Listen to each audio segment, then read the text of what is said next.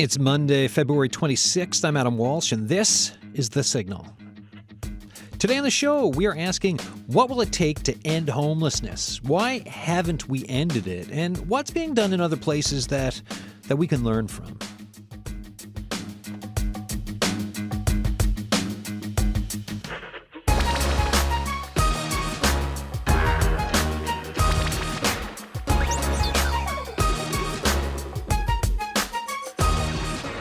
So today's show is part of continuing coverage on housing and homelessness in Newfoundland and Labrador. It's a look at what's happening here, a look at what's happening across the country, and in today's show, a look at what's happening actually in a whole other country.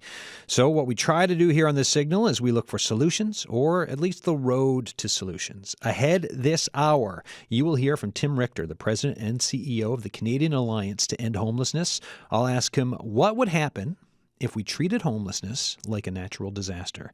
And you're going to want to hear that answer. We will also hear about what is working in Finland. Yes, that's right, Finland, a country that's doing some pretty great work countering homelessness. And some of it might be applicable here, or actually a lot of it. We will also hear about the impact of community housing on productivity. That's right, GDP, dollars and cents. As you're listening to the show, if you have thoughts, email us, thesignal@cbc.ca. Joining me in the studio, two guests here today. We've got Doug Paulson, Executive Director, End Homelessness, St. John's. How you doing?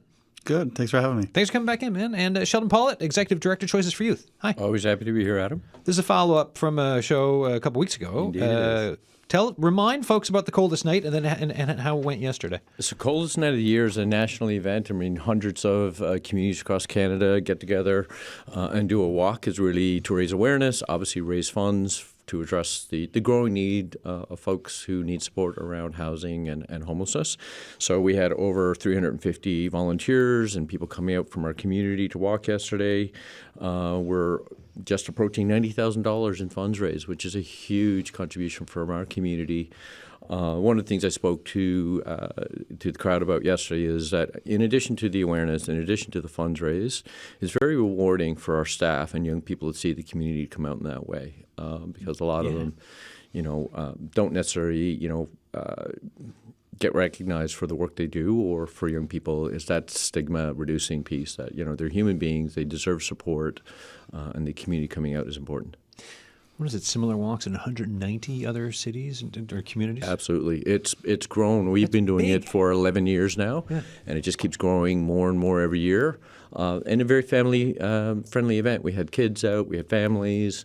I think it's that's part of the awareness raising as well, reaching a whole new generation around, okay, how do you support your community and what the real challenges are. Doug, task force. I've just got the task force on my brain. Senior sitting right in front of me.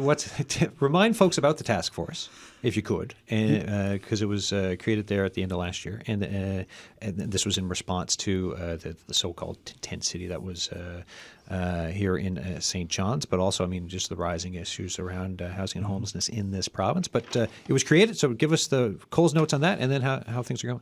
Yeah, thanks for the question. It's a good opportunity to just chat a bit about it. So the Premier did launch a task force at the end of November last year.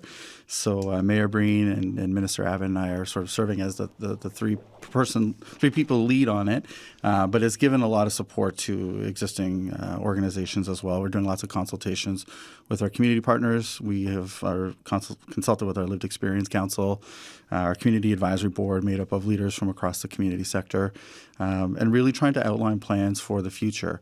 So yeah, it was launched in relation or in response to some of the encampments that have emerged, but it's really taking stock of the whole homeless serving system in St. John's and how do we move forward with really thoughtful strategic plans and with appropriate investments to really make a sizable impact and better outcomes for vulnerable populations. When you're tapped for something like that, in your position, what's that like? Because I would imagine at one bit it's like, wow, this is a pretty big responsibility. We're trying to get to solutions. You're working with perhaps folks that you don't always work that directly with. Like, what's it like? Yeah, it was. It's a privilege to serve in such a capacity. As the lone person on the task force who's not a political representative. Yeah, that's kind of what I was getting at. Yeah, I don't have the same decision-making capacity and power that those folks do, but I think it's an opportunity to make sure that community is involved in meaningful ways in informing what that looks like. And I think just more broadly, the recognition that housing and homelessness is a crisis in our province. It's showing up differently through encampments. It's showing up differently in the numbers that we're seeing and the amount, and showing up in different ways in terms of housing announcements. There's a growing recognition of it. And so to be able to serve and trying to find some of those solutions is a privilege. Where are we at this winter with housing and homelessness? Between both of you, can you just paint the picture for me? Because people saw in the news, right, in the lead up to the holidays, they saw, tents outside the Confederation Building, moved over next to the Colonial Building. We know we've done shows before in Labrador and around the trails for Happy Valley Goose Bay. We've heard of other instances of tents here, there, and everywhere. What have you been hearing about or seeing this winter if we're having this discussion on housing and homelessness in Newfoundland and Labrador? I'll kick it off here. Just from a choice of youth perspective, we know, for example, that we housed 179 young people last year, which is a significant effort across a range of housing programs and support programs.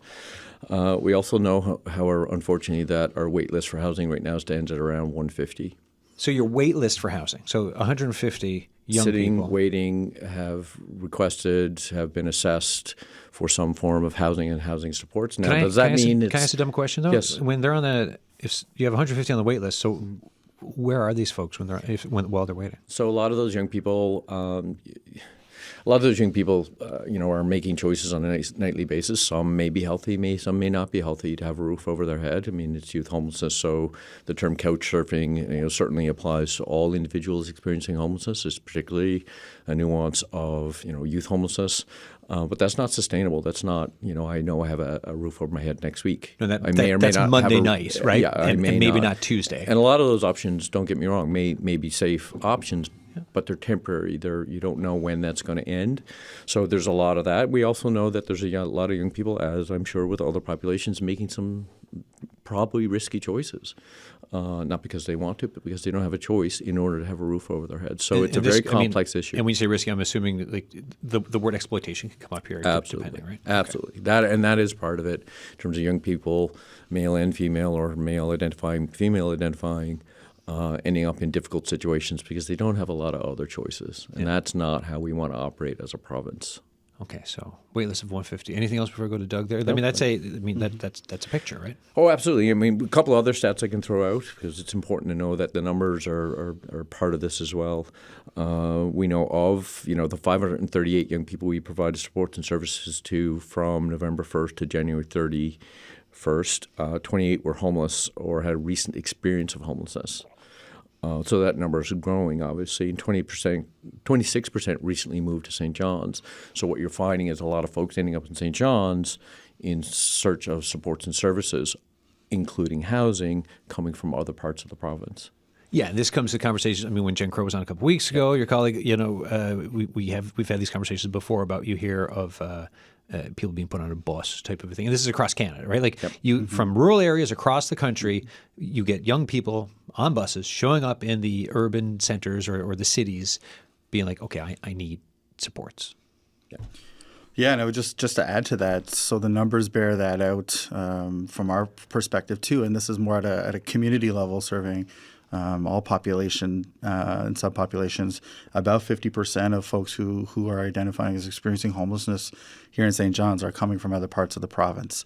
So it is something that we do have to take stock of because it's hard to plan for that type of an inflow of folks looking for services from other parts of the community or province when their own communities don't have access to those supports, and how do we respond meaningfully, not just here in St. John's, but around regional hubs across the province.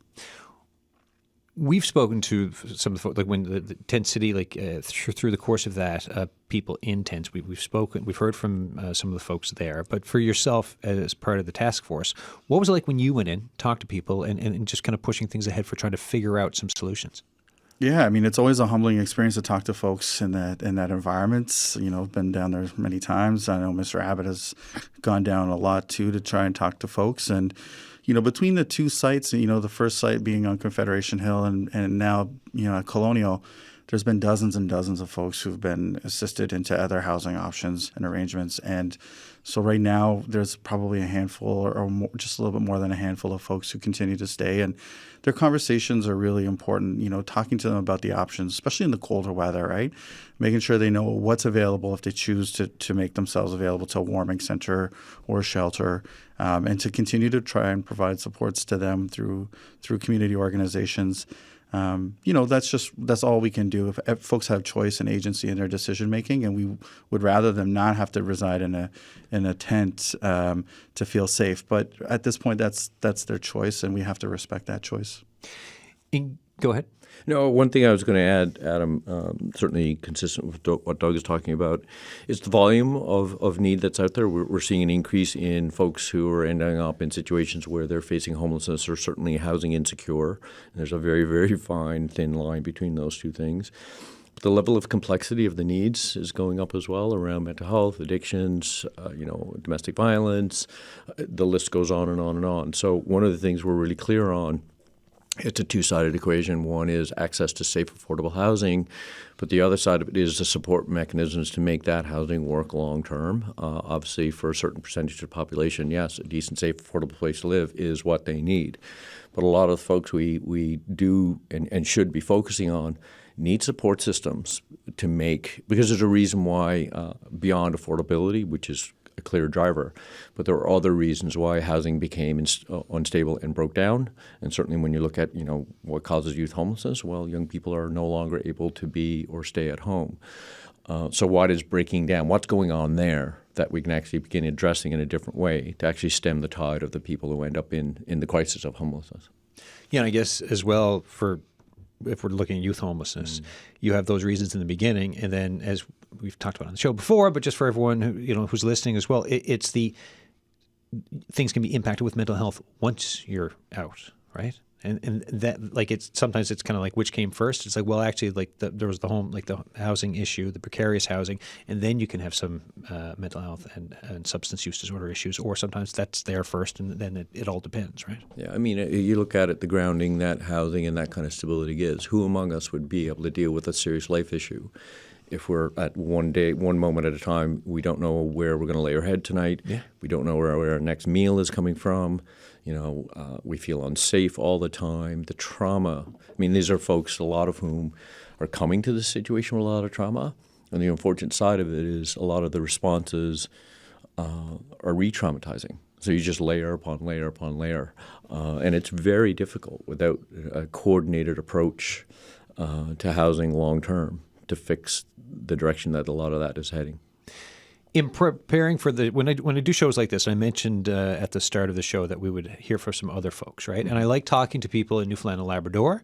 And then I think it's important to hear what the national picture is and to hear what folks are doing. And one of these people is Kevin Albers, CEO of both Macola Housing Society and Macola Development Services in British Columbia. Now, Macola Development Services is a professional consulting firm with Indigenous roots that is committed to supporting what they call vibrant, diverse communities in British Columbia. So I called Kevin last week, and I wanted to talk to him about something called Impact of Community Housing on Productivity Report. So I'm going to say that again, the impact of community housing on productivity. So they did a report. It was in collaboration with CHRA. Give it a listen. All right, Kevin, can you start by talking to me about the Impact of Community Housing on Productivity report that you did in collaboration with the CHRA? Absolutely, Adam. Yeah, this report really was commissioned by both of our organizations because we really wanted to have a better understanding of the economic impacts of investments in community housing and what that does. And it was, for some of us, I think it was a little bit shocking to understand that there truly is that causal connection between the proportion of community housing within the overall housing stock and actual gains in economic productivity. Go into that a little bit more. So, like gains in economic productivity when you have community housing. Yeah, absolutely. It's a sort of an interesting concept. And so what does it all mean? The simplest way we can put it is that when we increase investments in the supply of community housing, so nonprofit and co-op housing, as a share of the overall housing stock in the country, we actually improve and increase the productivity of the country. So in contrast, if we decrease investment and supply of community housing, or we continue to not do enough when it comes to investment in community housing, it actually has a negative impact on economic productivity in Canada and in other countries. So if we put it into context, if our country were to increase our investment in community housing to the same levels of other OECD countries by 2030, so only within 6 years, our productivity would increase between 5.7 and 9.3%, which equates to between $67 and $136 billion in additional GDP. Yeah, it's so really important to understand what it is that this is doing. So it's not the economic gains or the economic stimulus from the construction of it. It's actually the unlocking of productivity-enhancing benefits which exist once people have access to that community housing. Yeah, that's what I wanted to get into, was kind of like gaming it out for people, right? So let's say you have a community and they bring in more of this housing, right? Then what happens? Yeah, so maybe I can explain it through the contrast of what happens if you don't. So what the study actually does prove out is that what we've been doing by not making strategic and meaningful investments in community housing is we're actually locking in this languishing economic productivity of Canadians. So they're unable to contribute to the economy to their highest potential because they're literally spending much of their effort and their family's effort on trying to obtain and secure and maintain affordable housing. So they're unable to dedicate their capacity to its fullest extent to their jobs, to their education, to their employment attributes, to all the things that make us productive Canadians. So with this report and just with everything that you're doing now, what comes next? Like, who else needs to be listening to what you're saying in order for more of these changes to happen? Yeah, I mean, I think everybody in Canada really, it would be nice if more Canadians understood the connection between these two items. I think it's pretty clear that almost every Canadian in our country understands what a crisis we are having in this country because of a lack of affordable housing. It's impacting us, our families, our children, our grandchildren, and I think we're starting to see how it's impacting other components of our economy. And so, our GDP is one of those things, and Canada, unfortunately, has had a languishing record when it comes to economic productivity. We're steadily declining, and our decline can be easily actually attributed to our lack of investment or lack of significant investment, investment enough in the sector. So I think every Canadian needs to be more aware of it. I think we need to get our MLAs and our MPs and every level of government to understand the importance of not just investing in community housing, but breaking down barriers and removing every barrier possible. Get out of the way. Let's get this stuff built. I guess I would also say that an important part of the solution is always to ensure that we have a dedicated funding stream for urban, rural, and northern Indigenous populations. We really need to be doing more on the federal and provincial levels to support Indigenous Canadians wherever they choose to live. It's an important component of ensuring Indigenous people can also achieve their highest potential productivity. And so we need to do more, and we need to have more specifically dedicated funding to that part of our economy and of our Indigenous Canadians. Kevin, thanks so much for this. You're very welcome. Kevin Albers there, CEO of both Macola Housing Society and Macola Development Services. I reached Kevin late last week to record that interview. This is The Signal. I'm Adam Walsh. Today we are asking, what will it take to end homelessness? Why haven't we ended it? And what's being done in other places that we can learn from? I've got two guests here in studio. So we're talking to both. We've got Doug Pawson here, Executive Director of End Homelessness St. John's, Sheldon Pollitt, Executive Director Choices for Youth. And we're hearing from some voices across the country, as well as we've got one international voice that we will hear from in the second half of the show about the Finland perspective. So keep listening. You're going to want to hear that. Any thoughts on what you just heard there? Yeah, I would say good social policy is good economic policy, right? I think we often view investments into social programs as a cost to society rather than really thinking about the benefits, not just like Kevin was saying in the construction of the units, but what's the lost productivity from not having that affordable housing. And that brings up a lot of personal things for me, like having grown up in social housing in Ontario. I remember the moment when my dad got the call that we were able to move into a social housing unit, because it freed up him from to have a little bit less stress, to be able to afford rent. We had moved around quite a bit, and when he got that call and we were able to move in, he was able to breathe a little bit and plan a little bit more. And talk about lost productivity. My dad sometimes wouldn't be able to afford gas to get to work, so he'd have to call in sick, right? So this was 25 plus years ago. And imagine the drain on folks today who can't get to work because they don't have access to a bus or car, and then the lost productivity that we all lose as a society. Yeah, and the family example, right? You get into that housing unit, and those extra days for affording gas and getting to work, that's important stuff for a family, right? Yeah, if I was to add anything to that, I'd just kind of break it down to the work we do with young people and what happens when they have stability. Obviously, we're talking about housing today, but stability of support, stability across a number of different things. Housing, obviously, is probably number one, is the first thing our young people want to do. And we work with a lot of single young parents as well. Next thing you know, you have young people going to school. You have young people wanting to go to work. It's such a driver of people feeling, safe and stable enough to do the things that we all would want them to do, because that's the pathway to have them thrive as well. So it doesn't shock me at all. It's the same argument, just from a different lens, right? Well, what happens when a young person has support? Well, we know what happens. We know what happens when they have stable housing. So kudos to the folks who did the study, and I think it's a growing part of the conversation as well. One of the things we think about a lot is everyone looks at the cost of doing something. It's a cost to invest, a cost to develop all this housing. I mean, the struggle is the cost of doing absolutely nothing is often 10, 100 times more expensive, and often for poor outcomes. So we pay the most money, in emergency response to homelessness for the poorest outcomes. So if we switch the dial and say, okay, let's focus on outcomes we want to achieve, make the investments over time, you will actually begin to have the outcomes that everyone would like to see. And to have people parsing that to figure out the some of the bottom lines when it hasn't always been there. It's like, well, how much will this cost? Well, we don't really know the dollars and cents of down the road what that could mean. And to have people studying it, saying, hey, we're looking at this, and honestly, it this will reverse. I think the term is languishing economic productivity. Can't believe I remembered that. When we talk about housing, speaking of housing, this is just kind of coming in, helping build more homes faster in Mount Pearl, right? So.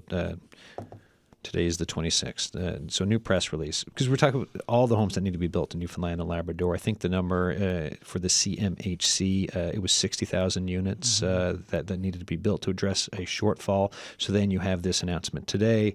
Today, the Government of Canada and the City of Mount Pearl announced that they reached an agreement to fast-track over 180 housing units over the next 3 years. According to this press release, this work will help spur the construction of 2,000 homes over the next decade. The agreement is under that Housing Accelerator Fund and will provide over $6.1 million to eliminate barriers to building housing we need. Again, this is according to that press release that I just got in from the Office of the Minister of Housing, Infrastructure and Communities. Given what we're talking about today, and I just saw this email, what are your thoughts on that from where from your points of view? Yeah, these investments are long overdue, and from every level of government. We didn't just find ourselves in a housing crisis overnight. It's been decades in the making, right? So the fact that we're seeing these investments are really, really important. It's the sustained investments and the continued investments to build more housing. There's been studies from researchers across Canada who've estimated for every 1 unit of affordable housing developed, we've lost 15 on an annual basis, right? So the need is desperate, and the need is growing. So it's good to see these investments, and hopefully over the next 2 to 3 years, some of these investments come online, access to more housing is made available. It's just that lag until they're ready to be moved into. Yeah, that's the thing, right? It's always like, the next couple of years, like, okay, but we're still where we are right now. Sheldon, your thoughts? I not to preempt our fine folks from Finland a little bit, but I mean, I think about what I heard when I had the privilege of hearing a presentation of, how they made such a significant change in reducing homelessness in Finland, and it was sustained effort, sustained investment, setting targets, but also everyone on the same page about what they wanted to achieve. And my takeaway was they didn't find some secret sauce. They didn't find some tool no one in the world has ever come up with before. It was all the same tools, but I think it was a level of concentration and sustained effort with targets around where we want to get over time. And as Doug said, we've known a lot of these things for a long time. I think I've been on this show before, Adam, talking about, years ago, the community, with the support of government at the time, brought someone here who worked for the health department of the city of San Francisco 15 plus years ago, talking about the health department figuring out the best health outcomes they could achieve is the health department getting into the business of developing and operating affordable housing. We have had this knowledge for a very long time. How do we get to a point where everybody gets on the same page? Is where do we want to take this over the next 10 years? For us, because we work with young people, I'd love to see a bigger part of the conversation eventually become about early intervention and prevention. I mean, you look at what's happening in our schools, right? The education system works so hard to provide children what they need from an educational perspective. But all these other complex issues that are piling up at the same time, affecting children's ability to go and engage with the school system, I mean, that's part of it as well. How do you begin working upstream? We have an initiative right now out of Australia that's looking at going into schools, supporting families. So if the family has more of what it needs, i.e. Doug's personal story, which I appreciate, Doug, in terms of how you can change the trajectory of where a young person's headed if the family has better support systems around them. Is this it's a health core conversation, but it's also an education core conversation too, right? Are these the conversations that you're involved in for these types of things? Absolutely. One of the things that we're working on lately, both federally and provincially, is getting all the related departments in the room at the one time. Yeah. Because, you can sit there and say, look, the work we're doing across all these life areas, including housing, employment, education, mental health, addictions, all those things, there's not one of these departments not benefiting from that work. So how do we have a much more all hands on deck, all of government approach to, okay, we've got a bunch of targets here. We're all trying to invest to some degree in the same population. What if we concentrated that investment? I think you'd see better outcomes in the long term. Well, and the health court called for breaking down in silos. And if that's something that works, it shouldn't just be, it should be everywhere, right? For when you have solutions that you're trying to look for, let's bring everyone in and have a chat about this to figure out what works. Tim Richter is on my mind because I spoke to him, about an hour ago. President and CEO, Canadian Alliance to End Homelessness. Tim was also in British Columbia, so it was just the start of his day when I reached him. And this is the bit at the start of the show that I said I spoke to someone and I asked about natural disasters and if you were to treat homelessness like a natural disaster, because he's spoken about this before. So give this a listen. There's a federal budget coming. What would you like to see?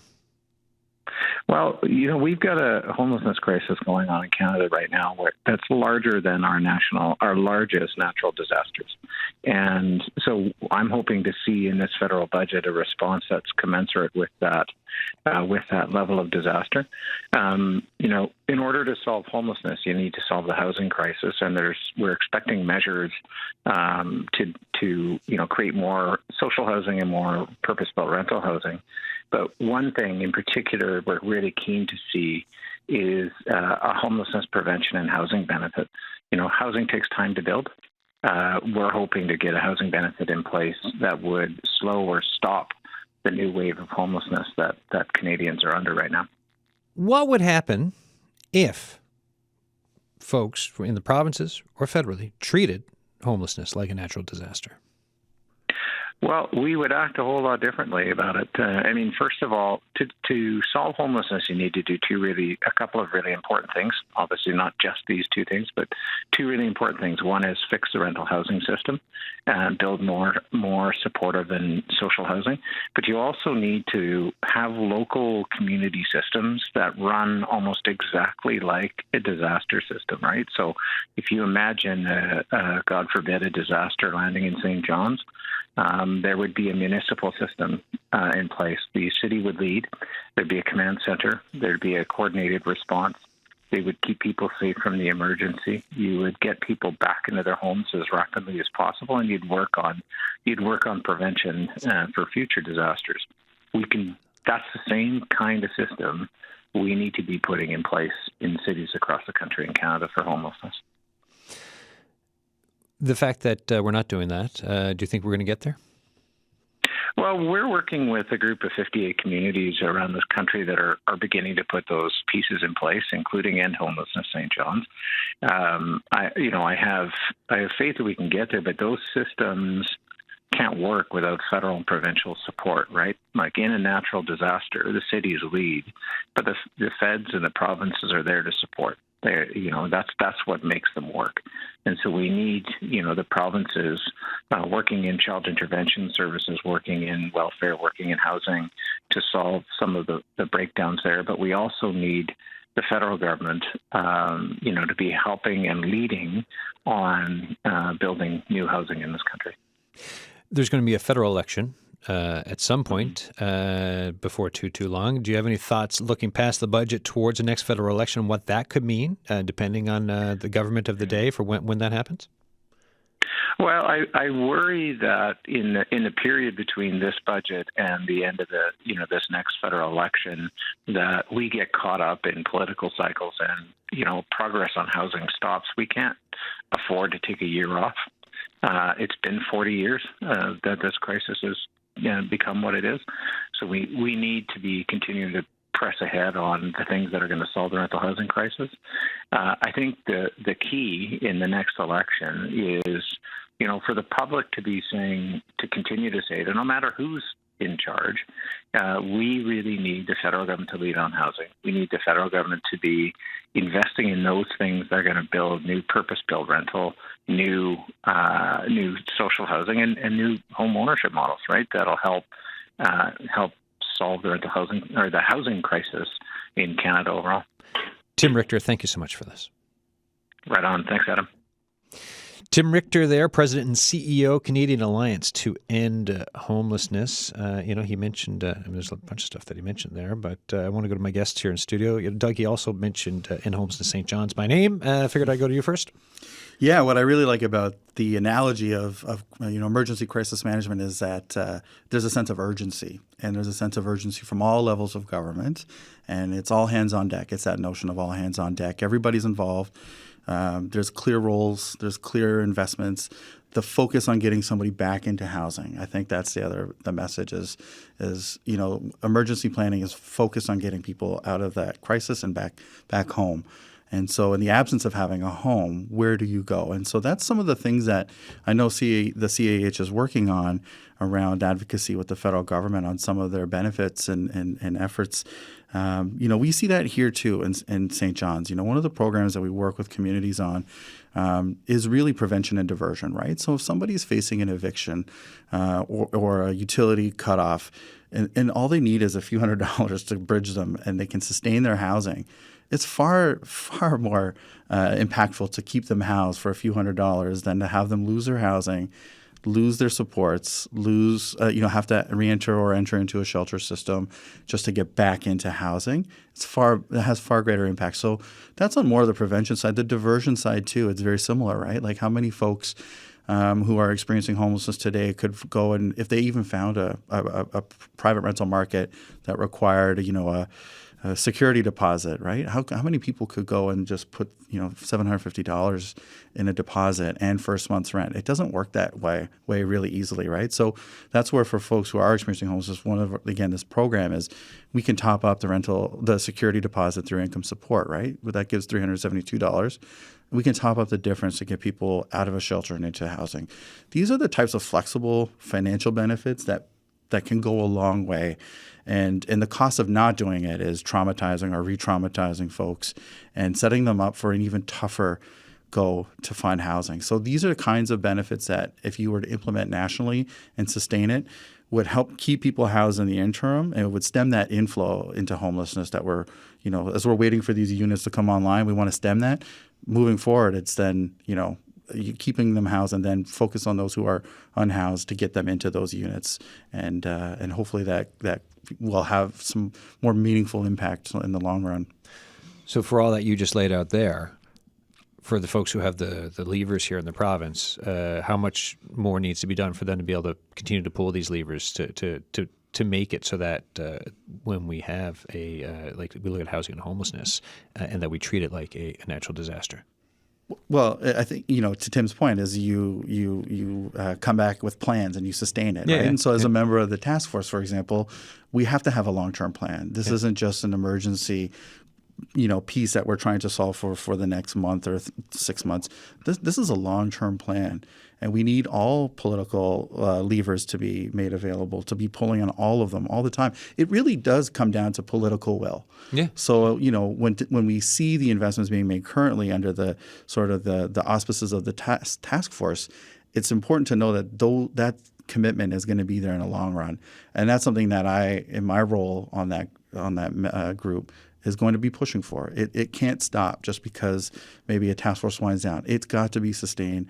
And we do need federal leadership. We need provincial leadership. And we need municipal leadership along with the community groups that are doing the work and supporting folks. They all have to be working together. Sheldon? I think from my perspective, if you look at how would you define a crisis response system or emergency system? Well, if you've been doing something for 30 years with no end in sight, I'm not sure that qualifies as a crisis emergency response. No. I think that is part of it, understanding that. I think it's part of it is also, again, the cost of the status quo is exponentially higher than the cost of beginning to figure these things out and make a long-term plan. I've told the story before. Our shelter is a 9-bed emergency shelter for male-identifying youth. We opened it in 2004. Every year since we opened, we turn away more youth than we take. We should have, by that stat, been building more shelter beds since 2004, but we haven't. The reason we have not is that when we look at our repeat user rate and the fact that those young people are housable in that shelter, small as it is, very compact, what you realize really quickly is that's not the issue. What the issue is that what these folks cannot manage is living in unsafe, unsupported, horrible conditions out in the community. Well, they just cycle back, not twice, not 3, 4, 5, 6, 10 times. And you combine that also with their support needs. So that's an analogy story, true story of choices for youth over the last number of years. What we have done is get to a point where we own and operate, I think it's over 80 units of supportive affordable housing now. Because that, from our perspective, was where the investment needed to be. We're at a point now where we're investing in the hotel. I mean, from where I sit, the crisis we have, good response. But as I said to Minister Abbott recently in a meeting, is that if we're operating that shelter in 5 years' time, we've really made a mistake. Because what would happen then is not only is that operating 5 years from now, but the problem's going to get bigger. So likelihood then we got to go out and invent another shelter. So this is where this goes. There's nothing so special or different about our province that what has and is happening across Canada will show up here. Is this the moment for this to get done? Like, are we here after we talk about 20, 30 years ago, 20 years ago, 10 years ago, coming through a pandemic, all the realizations that have been made, hearing from folks like we're about to hear from Finland now in a minute here on the show, hearing from people in British Columbia saying, here's everything we know how to do this, we just have to go and do it. And everyone I have on the show keeps saying it's actually like not that hard when it comes to like it can be really complicated for some of the complexities, but for the investment that is needed, for the spending that needs to be done, the answers are there if they're followed through. Is this the moment? I'm terrified if it's not, to be honest. It's Well, that's what I'm getting if at. this isn't the moment, then it's another 10, 20, 30 years. It does not get done. Yeah. Yeah. I mean, I look at it from the perspective, and I've had these conversations with, a lot of our, community partners, but even some of the folks who are trying their best to support folks down at Tent City is that, that is significant for the folks who are caught up in that. But if you look at, the 10, 20 people who've been through that over the last number of months, Doug knows the number better than I do. Well, we have 150 on a wait list. Where's Stella Circle? Where's the gathering place? The need is huge. So there's that tip of the iceberg analogy around. That's kind of what's happening there, but it's an indicator of a much broader systemic problem that absolutely we can get ahead of. The solutions are there if we are brave enough to take them. And speaking of some solutions, and I think Newfoundland Morning actually had them on as well. Bernice interviewed this person, and so if you didn't catch that, I spoke to it's Juha Kahila, head of international affairs for the Y Foundation program coordinator, Housing First Europe Hub. So this is the Finnish perspective, and there's the phone line's a little squeaky at a couple points, but you can get what he's saying. So take a listen. Yeah, so my name is Juha Kahila, and I'm head of the international affairs here at the Y Foundation, Helsinki, Finland. Tell me about ending homelessness the Finnish way. Well, the Finnish way starts with the Finnish housing first, and then that means that first people need a foundation, a safe place, a home of their own, and then the tailor-made support as long as needed. And that's basically the Finnish housing first model. And then, of course, it helps that we have a quite sizable affordable housing stock. So around 13% of all housing in Finland is affordable. And, of course, we can use that as we work with homeless people as well. And then we have different housing solutions for people. So 80% of the former homeless people, they will scattered housing, and the support is mainly home visits. But then we have 20% of former homeless people who live in single-site units, and there is support available 24/7 if and when needed downstairs. And then all the people, they have permanent rental agreements. So that's where it all starts. Home of their own with the permanent rental agreements and the support, which is always tailor-made. How have things been going then with this type of a push, with what you just laid out? What impact is it having on homelessness in Finland? Well, the impact has been quite marvelous. So 12 years in a row, the number of homeless people has been going down. And we got the latest statistics last week, and the number of homeless people is officially 3,429 homeless persons. And out of those people, 70% approximately lives with the friends and relatives. And then we have more or less basically ended rough sleeping. So, for example, in the city of Helsinki, you won't find tents, you won't find any encampments, and you won't find people sleeping in their sleeping bags on the streets. So I think that's one of the things that we are most proud at the moment. But yeah, it has been quite a ride, and like I said, 12 years in a row, the number of homeless people has been going down. You had a trip to Canada. What did you notice, or what did you kind of talk about with folks? Yeah, of course. Yeah, it was good. I was in Ottawa and then city of Winnipeg, and most of the time we were telling the story of how we work in Finland, and of course we saw some services and hear about the Canadian model as well. And I think one of the main things I witnessed was that, there is a lot of money in fighting against homelessness, but I think it goes to wrong places, basically. So it goes to the emergency services, shelters, transitional housing, these kind of things that will only manage homelessness. But then again, there is not enough affordable housing coming up, and not enough housing first solutions for people which are needed to actually end homelessness. So I think those were the a few things that caught my eye most. Ending homelessness it can be. You will hear from people saying that ending homelessness is almost impossible. What's your answer to that? I think we here in Finland have shown that it is possible to go that route. And then, of course, in many countries, like, for example, Canada, where you have basically ended building affordable housing in the early 1990s, it may feel like it's impossible.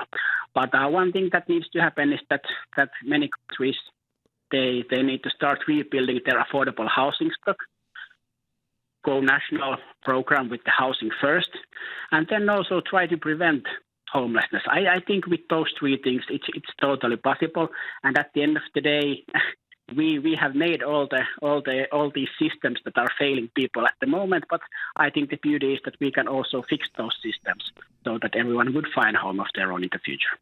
Juha Kahila, their head of international affairs, Y Foundation program coordinator, Housing First Europe Hub. I reached Juha last week in Helsinki. Just to recap some of what he said there. 12 years in a row in Finland, homelessness is decreasing.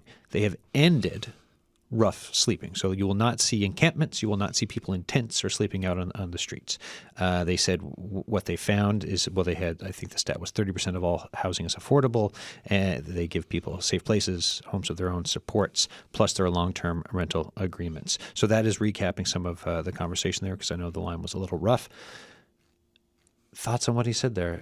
None of that sounds like we're not talking magic beans, right? Like it all makes sense to me, and like sometimes stuff doesn't make sense to me, but this does. Like I understood what he was saying is what I'm trying to say. Yeah, and I think, and that's what I meant earlier, is that no secret sauce. But yeah, like I wasn't confused. I was like, okay, well, then I understand. Concentrated, dedicated efforts as to, how they were going to invest, what they wanted to achieve. I heard things like data, like getting a really good handle on what the need is, and then setting targets, sustained efforts, making investments. I'm fully supportive of, again, same thing, move to prevention, right? Like supporting vulnerable families differently so that maybe we can slow down the number of, for example, youth and others falling into this situation later in life as well. So, I think that's my takeaway. How do you get all of community and government together to say, okay, here's how we're going to do this? And it's a 12-year effort, right? So it didn't, we solved homelessness in 2 years. They're measuring this over a 12-year sustained effort. I think that is probably one of the big pieces for me, is that if we started 15 years ago, unfortunately, we didn't. Where would we be today? But we can start today. Doug? Yeah, no, absolutely. I think his comments around, we've shifted in the Canadian context to managing homelessness, as and he noted the lack of investment started at the federal level and subsequent provincial levels and municipal levels around the country in the 90s. So this is a crisis decades in the making. Yeah, grunge was popular, right? Back, we're talking. This is a long time ago. Yes, I had hair. It's been decades in the making, and so when I hear something like 30% of affordable housing stock makes up their whole housing stock, that's the key ingredient. And it was Tim's point earlier too. We're dealing with a housing crisis, and as a result of that, there's a lot of inflow into homelessness and a lot of complexities that get exacerbated because of that. So I look at this, and similar to Sheldon, there's no secret sauce here. Coordinated efforts, which is really the foundation of our work within Homeless St. John's, working with community partners and public system partners to coordinate a system and facilitate a system of care. But at the end of the day, you still have to have housing for people to move into. Otherwise, you invest in more shelters and those emergency solutions. So absolutely, it's possible, and we can move there. So the question is, how are we going to get there, and who's responsible? And that's the political will. That, to me, is the political will. The folks who have the decision-making power to choose to invest in housing and into people, into families, it rests with them. Because, again, it's been a long time since the 1990s, and if that secret sauce was just if people found it so delicious that we'd all be eating it, right? But we're not. Because it hasn't happened for what they're doing. Is there a cultural difference, right? Is it like I've not been to Finland. I've been to other places, but is that solution something that folks there might be more in tune with? Do we think that there's a place in time in Canada or Newfoundland and Labrador where it's like, hey, 30% of all housing is affordable? That sounds that's pretty big to have that kind of a change here. Go ahead. So no, what I was going to say is, obviously, Canada's, has a different political model, all those things, yes, down the line. But the core of what they did was around concentrated effort, getting everyone on the same page, setting targets. It doesn't matter what your political model is. If that's where you're trying to go, then I think that's very achievable. I don't think it's cultural because they're using all the same tools we've known about for a very long time. Around housing first, in our case, housing first for youth, prevention models. As I mentioned earlier, we're doing some work now with one of our most fantastic partners, Department of Education folks, schools around the province, around an intervention model out of Australia that the early studies a few years ago showed that where the model existed around how to support educational engagement of kids, all of that, the things you would do to bring that up are all the things you would do to reduce the future risk of youth homelessness. And some of the early studies they had in that model showed a 40% reduction in youth homelessness where the model exists. And so that is very achievable. One of the things we talk about and nationally sometimes is Newfoundland is kind of big enough to need these solutions, but small enough that we can be agile enough to actually implement them very successfully. So, I would say from that perspective, Newfoundland has all the potential, in Labrador, has all the potential to implement very effective models across all of this. When I look at it, for example, because of course we work, on a range of fronts. Well, what are the emergency shelters? Well, the shelter system is an emergency response. I would argue the child welfare system is an emergency response, a crisis-driven response, the justice systems. All of these systems, I'm not picking on them. Lots of good people in those systems care about community just as much as I do. But historically, I think they're wired around waiting for the crisis to happen and then spending maximum dollars to respond. Well, the problem with that is it's really expensive with poor outcomes attached to them, right? And housing, the topic of today, is just a very current example of that playing out over and over and over again. That's, I think, if I had to argue, a cultural shift within our systems. Community can be a part of that as well. How do you shift that culture around thinking about that differently is important as well. Yeah, and I'd just say in terms of some of the responses to date, the acquisition of the hotel to serve as a response is, if done right, and I think we have that opportunity as a community to inform it and to do it right, it lets the system breathe, right? Because you're adding capacity, but you're intentionally integrating health supports, right? So tell folks what happened with it. We only have about 4 minutes left, but tell folks what happened with the hotel as a reminder, just in case it didn't cross the thanks, Adam. The provincial government acquired a multi-year lease with Clayton Hospitality to operate a hotel, and this has been done across the country. But what it's typically been done as is just a shelter overflow. Yep. We have an opportunity for us to take this asset to use a coordinated approach, we call it coordinated access with community and stakeholders, to really add additional capacity, let the shelter system breathe, give people access to supports like health supports embedded into it, recalibrate the system, take stock and inventory of what we currently use shelter for. Maybe we can use it for better purposes like housing, right? Implement standards, shelter standards, and a housing-focused, trauma-informed approach. And we can start to see real outcomes as these housing investments come online 2, 3, 4, 5 years down the line. It has to work as that integrated approach. And if we do it well, we can see some big reductions. Yeah, so this is like hey, we've got this in for some triage here, but we're trying to make some plans so that it's not just responding to emergencies. It's you can have folks leave that place and go into some form of graduate housing, right? Absolutely. That's the plan. Okay. That's the plan. If you look at it, the province announced last year, I think it was $80 million, Doug, somewhere in that range, for new affordable housing. You've got federal investments coming, huge, not the end of the line in terms of investment in affordable housing, to be really clear, but a huge first step. So what would be a sustained strategy around the investment over time? So if you put something like the hotel in place, it's with an eye to those units starting to come online. And it has to work that way year over year over year over year, because that's the sustained effort. I mean, the folks from Finland have already said 12-year effort.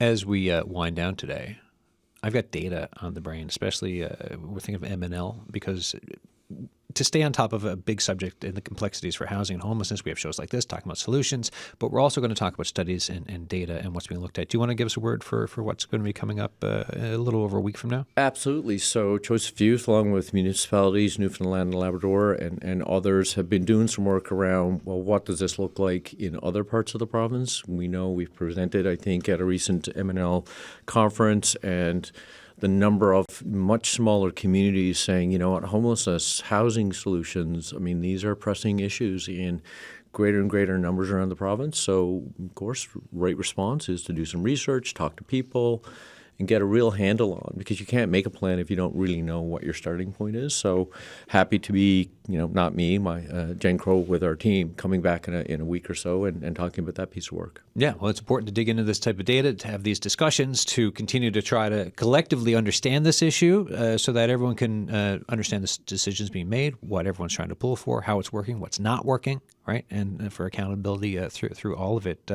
For both of you, thank you for today. And this is it for the show. So Sheldon Paulett, Executive Director Choices for Youth, Doug Paulison, Executive Director in Homelessness St. John's. Thank you both as always. Thank you so much, Adam. All right, everyone. That's it for another one. Quick mention, If you've been to the CBC NL's YouTube page, we've got a lot of videos there that we put up. So do go and scroll down to our playlist for the Signal. There's a lot of there's shows like this that we're putting up sometimes in full, plus some of an interview series that we have begun. So do check it out.